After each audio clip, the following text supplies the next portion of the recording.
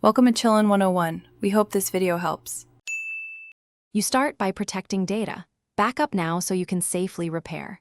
Once backed up, reboot into recovery by holding Command and R during startup. This isolates the drive. In recovery, open Disk Utility and select your internal SSD or apps container. This is the correct target. Run First Aid immediately. It checks file system integrity and attempts repairs. Make sure to watch the status messages. They tell you whether to repeat first aid or escalate to a deeper fix. Once first aid reports errors it cannot fix, you proceed to targeted troubleshooting.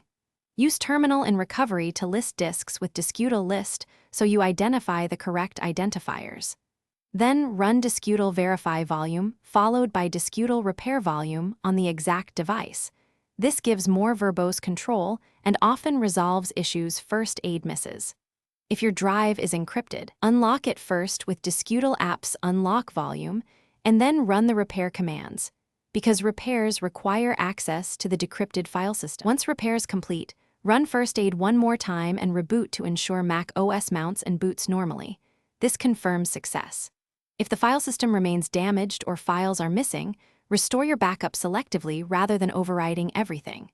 If repeated software repairs fail or disk utility reports I/O or physical errors, it's likely hardware. Run Apple Diagnostics or contact Apple Service.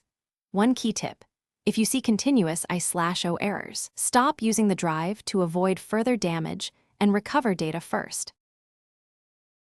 Thanks for watching. Consider subscribing if we helped you.